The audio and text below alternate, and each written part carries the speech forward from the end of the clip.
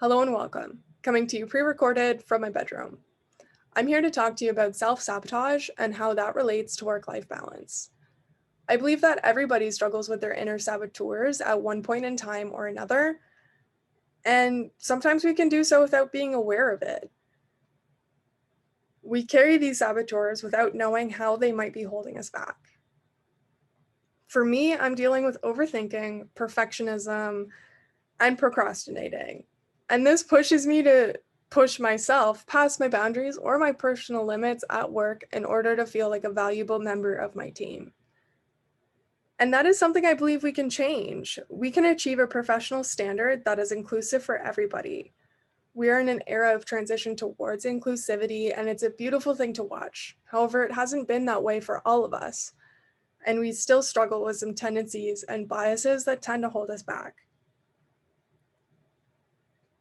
This is something I believe we can change, especially when one entrepreneur looks inwards towards themselves and perpetuates those same values towards their community and anybody or any employees they pay forward to in the future.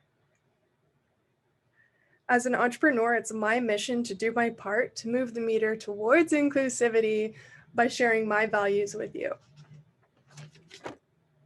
I get in touch with my values by practicing my hand at creative outlets and studying the process to develop a sustainable and consistent approach that supports my needs as a creative entrepreneur. Please keep listening for today's topic and a short pitch at the end where I will tell you about my marketing business on social media, yourcofellow. If you would like to share something with me, Anchor allows you to share a voice note, and I would love to include that in my next episode. Thank you so much for being here, and I hope you enjoyed today's topic.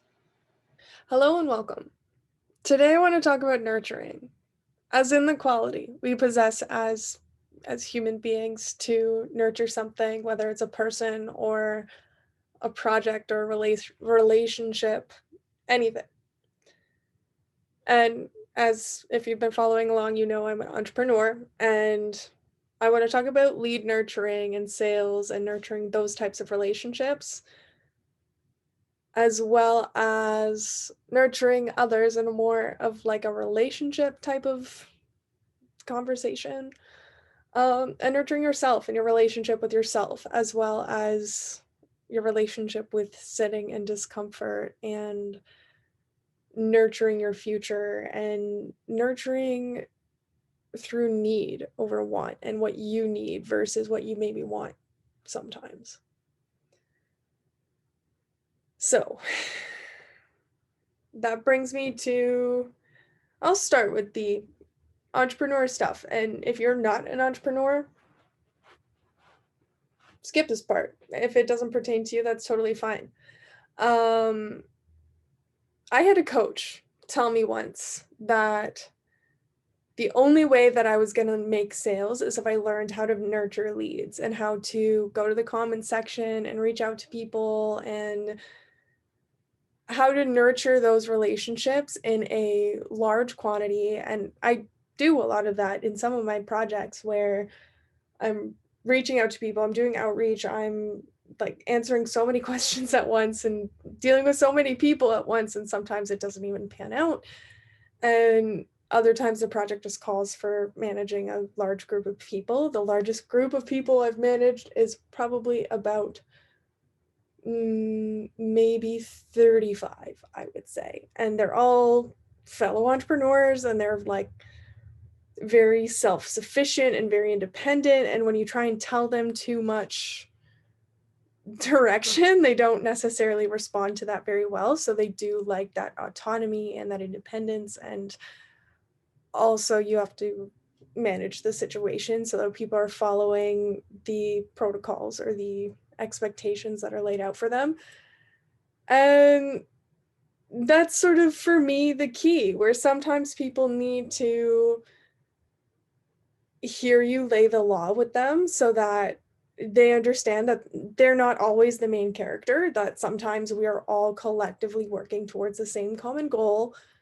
And by commonly sharing the same protocols and following the same expectations and rules and whatever, we are commonly working towards a good end result or a consistent end result, and that would be beneficial for sort of both parties in the situation. So like I'm talking a little bit randomly and non-specific and nondescript here, but an example would be at a vendor market. Typically at these markets, each vendor is responsible to be consistent with what the vibe is being curated to be. So sometimes there will be rules around different setups, and there will be rules around the way vendors are to conduct themselves. And as entrepreneurs, they have their own way about things, and sometimes we have to make accommodations.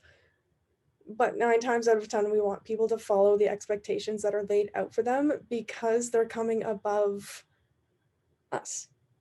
Usually, at least in my role, I'm like a middleman between a company that's hosting a market and the vendors who are participating in the market. And nurturing those relationships, there's a very fine balance between letting people have that autonomy and also letting them know that it's an opportunity that they're expected to participate in with respect to what the expectation is. That maybe didn't make sense. I hope it comes across, but there's an expectation. And sometimes, especially people who are very struck on their independence, people don't always like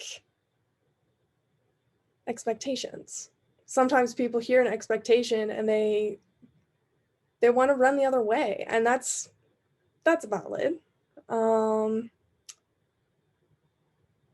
But it's not always professional and it's not always fair, especially when you're working on a team. It's important to be a part of that team and be present to your role and your responsibility. Relationships are about give and take. Nurturing is about knowing how to give people a little bit of what they want and knowing how to compromise and knowing how to make people feel comfortable when they are asking for your support. It's also about learning how to take your own independence. I'm a very independent person, knowing how to take those qualities and hold them and own them, and that's okay.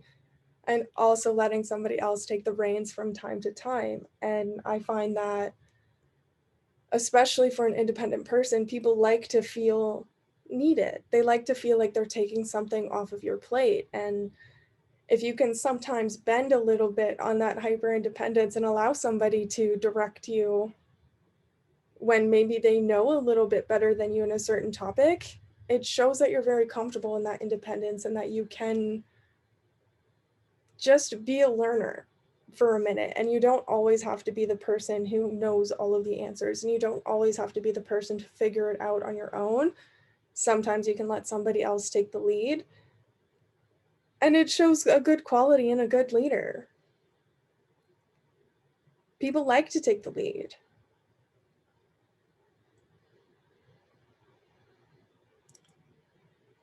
Really, at the end of I'm transitioning topics a little bit. I'm kind of bouncing around. I have a different process for my scripting right now. I want this to be a little bit more off the cuff. See what happens.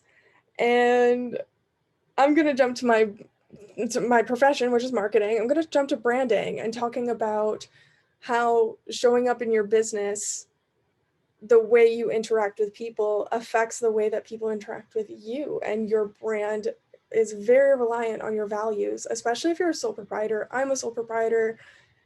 And when you're in the marketing world, when you're in content, when you're in talking to people, knowing how to manage those relationships and knowing how to share the stage and how to make people feel comfortable with you to share information. Your brand is very reliant on those relationships that you build with people. People are looking to engage with people, especially on social media. It's a social platform where people are looking to be social, whether it's learning something, engaging, community, education, anything. Entertainment. Sometimes it's just because it's funny, like whatever. whatever your intention is, your brand can stand with any of those values to engage with your audience, to give them something from you so that they are willing to give something to you in return. In my work, it's sales, people looking to promote themselves online in order to increase their sales. And I find on social media, things are changing from what used to work, where people used to hyper sell things, where they were like so sold on hyping this product and it's the best thing, it'll change your life, it's going to be all and end all of what you've purchased. And people are kind of seeing through that is a bought script, that somebody purchased somebody to say that.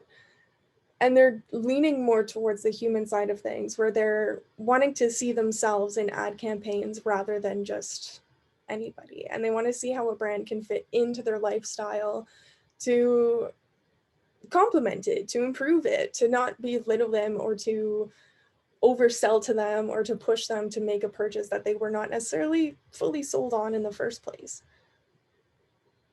Your brand should be nurturing your audience so that they're comfortable to make a sale from you, and that they know what they're buying from you, and that they know what they're going to get, that there's clarity and consistency between the product that you are selling and the product that they're receiving, what product or service.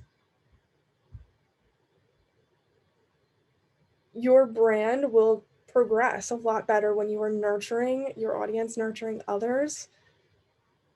Whether you're talking about your brand as a business or your brand as just a person, like your personality is your brand. The way that you speak to your colleagues at work, the way that you speak to a stranger on the street and the cashier at the store, it is all you. And I don't know about you, but sometimes I feel the weight of all of these different versions of me that people have come to expect.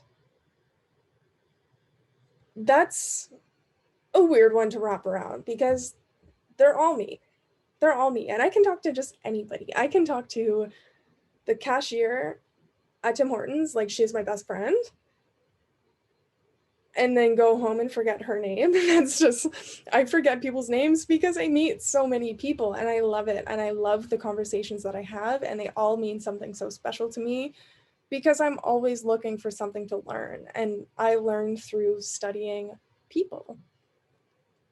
And in order to have somebody open up to you to share something about them, it's important for you to know how to open up to them and share something about you and make them feel comfortable by letting them into your life a little bit, and do it in a genuine way. There's been times in my life where I've found myself wanting to study people, wanting that interaction, that engagement, that attention, and knowing how people want to be spoken to, making them think that they are learning something about me, but kind of being a little bit disingenuous, where I'm leaving out pertinent information or I'm not necessarily sharing the whole story.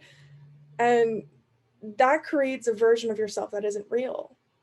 And that has led to some identity problems, where you don't actually know what's true and what feelings are yours when you're not actually sharing fully what you feel and what you experience as a person.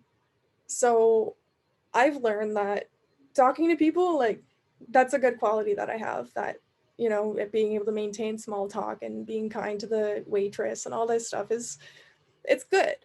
However, it's important to make sure that I understand fully in my heart that not everybody is going to like me as I am, but it's my duty as a human being to honor myself as I am, to not put on a mask because I think that it might make somebody else more comfortable, that if I'm feeling bad, I should honor that and say, when somebody asks me, how are you?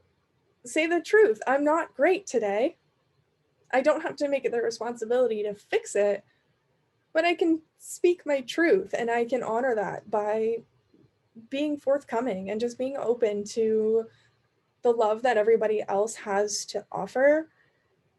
And it kind of brings back to give and take, where, you know, it's important to make sure that your relationships are built on you giving them something from your wealth of knowledge, from your love, from your nurturing nature, from anything, in order for them to feel comfortable to do the same. And remember, when somebody opens up to you, it's your job to make sure that you don't break that trust. They're giving you trust, and it's important to respect that and to reciprocate that, and to not take that thing that they've opened up to you about and share that. People value their confidentiality. If they're trusting you with something, they're trusting you with something, and don't burn bridges. Because if you're going to make connections, the point of those connections is to connect by bridges and to lean on those bridges when you need them. That maybe sounds a little disingenuous, but it's human nature to seek reciprocation in relationships, to seek value from relationships. And it's okay to think about the value that you bring to relationships and also what you value in relationships from other people. It's important to know what you want, and it's important to know who you are. So segueing pretty easily into my next topic, the thing that has really helped me understand who I am the most has been learning how to sit in my discomfort. Discomfort is uncomfortable. It's a hot take, I know. You probably never went there, but it's true. It's a very uncomfortable thing to just sit in your discomfort. Nobody's there to rub your hair. Nobody's there to soothe you or to help you cope. You just sit in it. And the intention behind sitting in discomfort is to move through it. The only way out is through. You cannot avoid or control your pain or your past or what you've experienced. If you are uncomfortable, it's important to ask yourself, can I get through this? Yeah, I've been through worse. And then to validate yourself and to pull yourself out of those difficult situations where, like, maybe it's actively a difficult situation that's happening right now, or maybe it's something you've experienced in the past and it's just really still hurting you. It's important to honor that and to not attach other judgments and other feelings of shame to those feelings. Where if you're feeling, just down today about that thing that you experienced when you were a kid, you don't have to attach it to you being worthless or you being lazy or you being a angry person or you being difficult or you being any of these negative things that you might call yourself sometimes. Maybe it's none of those extra things that you attach to how you're feeling. Maybe it's just, I'm feeling low today. I'm just not at my peak, and that's okay. Nobody's asking you to be at your peak all the time, but what's important is that you're forthcoming with that information in a situation where somebody is relying on you. In my last episode, I was talking a lot about deadlines and working and what happens when your work is, when someone is relying on you for your work. This hair is going to bother me. When someone else is relying on you for your work. This is a little bit more the case of building those relationships of trust so that if you are behind on your work, you know who to call to get yourself back on track. And knowing and trusting that they will help you get back on track. This is a little bit more talking about nurturing your future and talking about how to build those relationships with people. If you are a procrastinator, I highly recommend listening to my last episode. However, this is a little bit more about building those bridges within yourself and building trust within yourself and that self-identity. Sitting in your discomfort is very beneficial for trust within yourself, to understand that you will get through an uncomfortable situation, that you will survive. I've taken cold showers for probably the last 9 years. Washed my hair. I washed my I washed my hair in cold water probably about every time I'm in there, like every other time I shower, and it is uncomfortable, and it's always uncomfortable, and it will always be uncomfortable. However, my way of coping with that and understanding that discomfort has evolved over time, where I don't freak out when it's cold on my back, and I don't shiver the same way. I know how to relax my muscles and not get tense. And that's really the worst part about the cold, is the tension in your body, and knowing how to walk myself through those uncomfortable situations.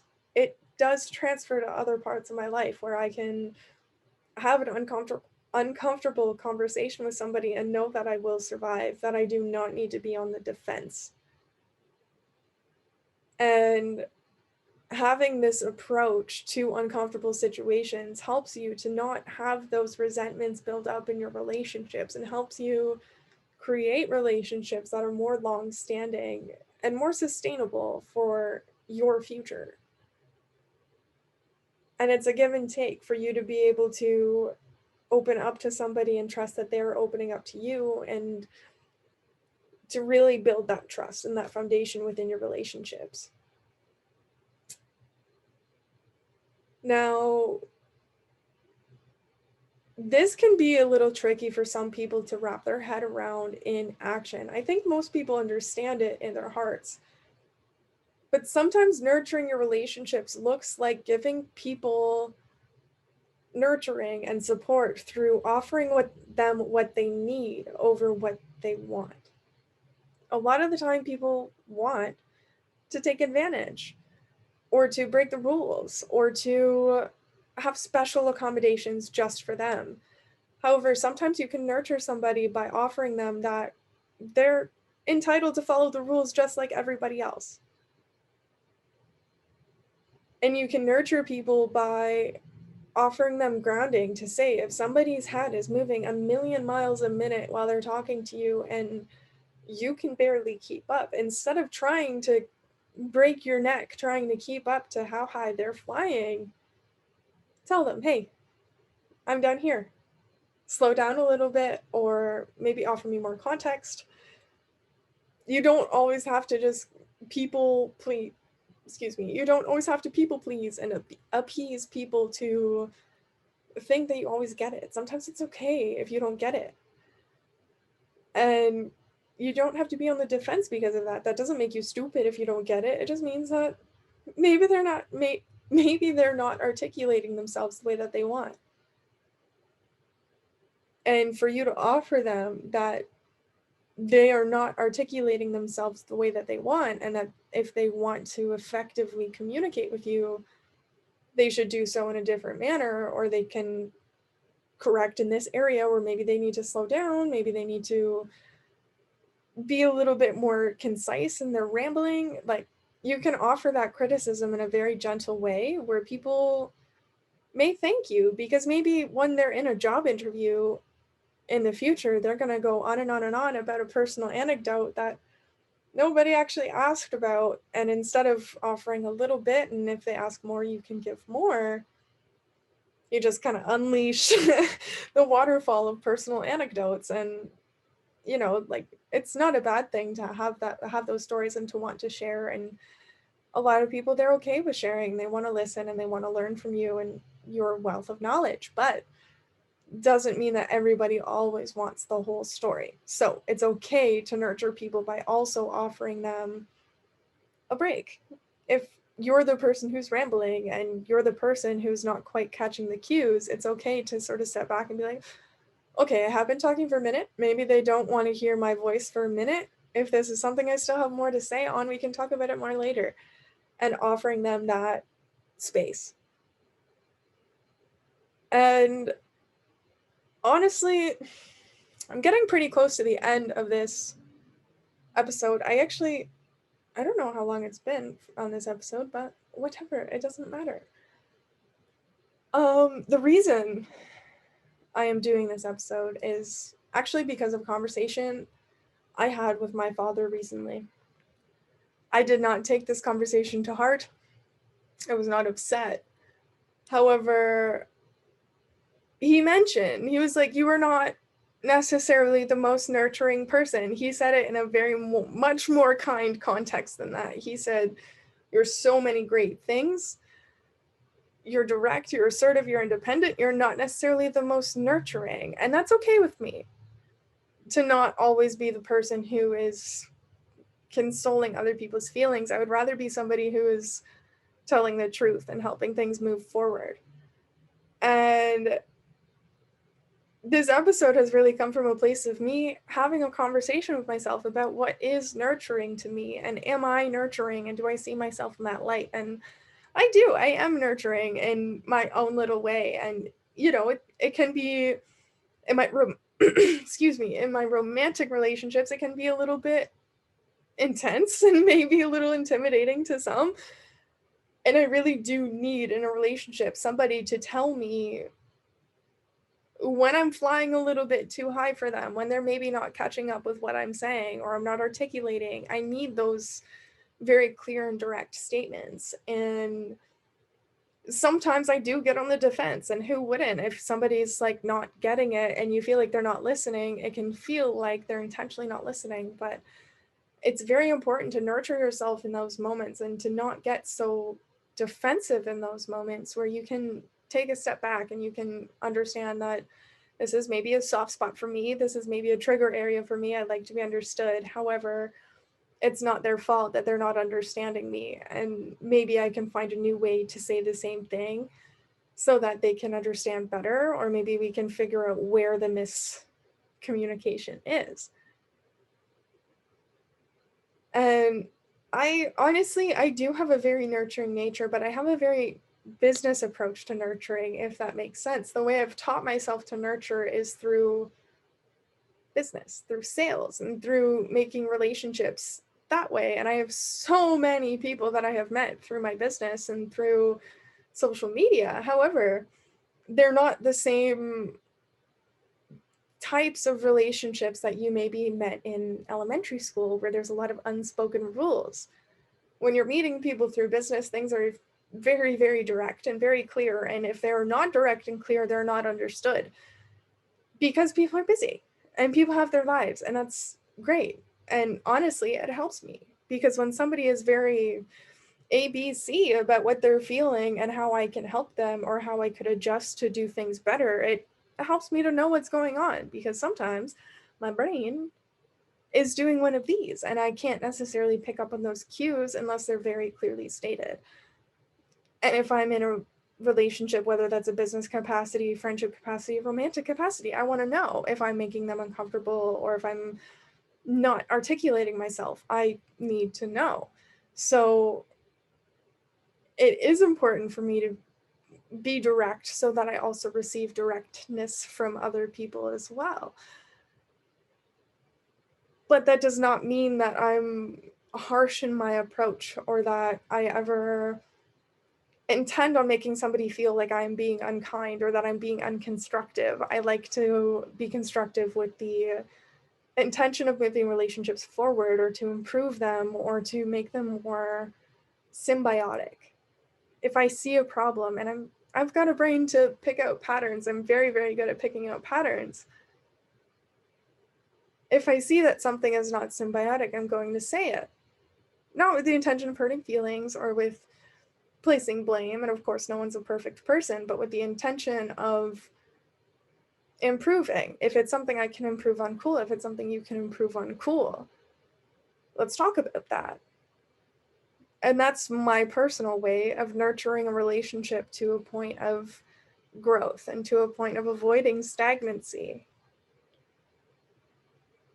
And, it is a big part of the way that I show love. If I see potential in somebody, I'm going to say it. If I don't see potential in somebody, I'm not going to waste my time.